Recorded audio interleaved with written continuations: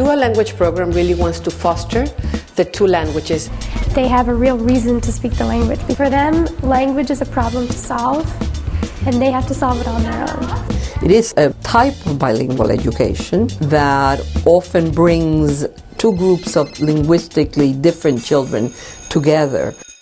But understand this, instead of worrying about whether immigrants can learn English, they'll learn English. You need to make sure your child can speak Spanish. You should be thinking about how can your child become bilingual. We should have every child speaking more than one language. Labios hacen la la la. Mi cuerpo baila el cha-cha. Ahora quiero que ustedes lo repitan. Mis labios hacen la la la. Mi cuerpo hace cha-cha-cha.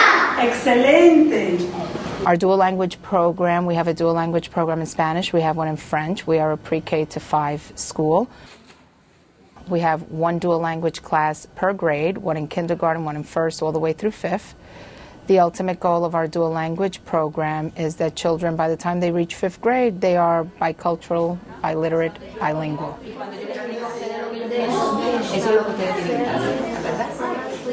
This year we started 2 French classes as a request of the community, and the community was very involved in helping us.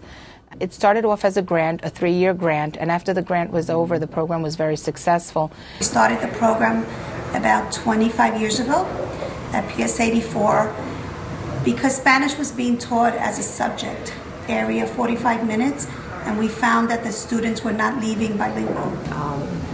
We wanted to maintain it was either their first language or their second language.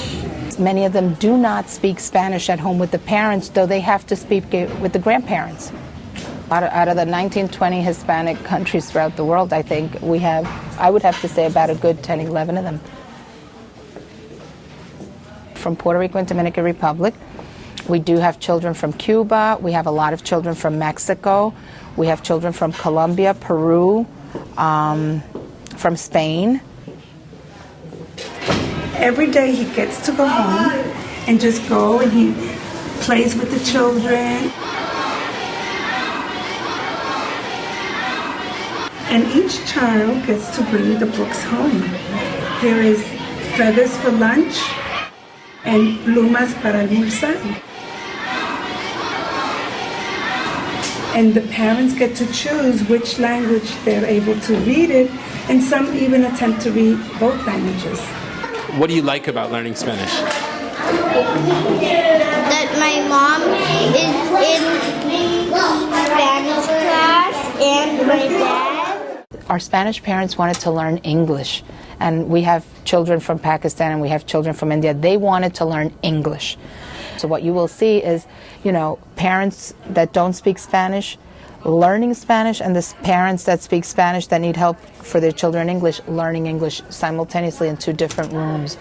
And again, totally free, 1 day a week, and these professors come in either from Columbia or some of our local colleges. They're getting the best of both worlds in the school, so they drop off their children, they go right into the classroom, they don't have to travel anywhere.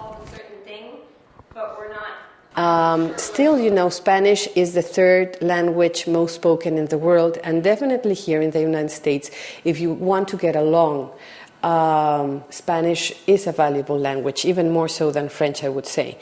Also remember that there's a whole world out there in Asia and Africa that has always been highly multilingual, and it's a multilingualism that in the West we tend not to recognize. Acknowledge the fact that the United States is also a very pluralistic society, and that we are one country, there is only one country, but because of its inception and its conception, it accepts people from many walks of life and many languages.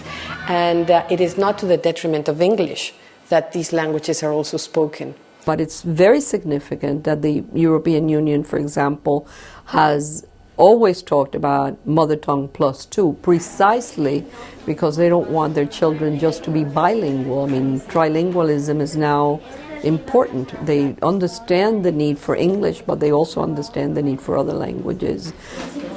I think it's an outcry of the community, and when the community cries out for something, I think the school has to have a hand in listening and, you know, getting involved in this. And if it's something that's within our reach to give the parents, and I think we should. There are other languages that are competing very strongly with English.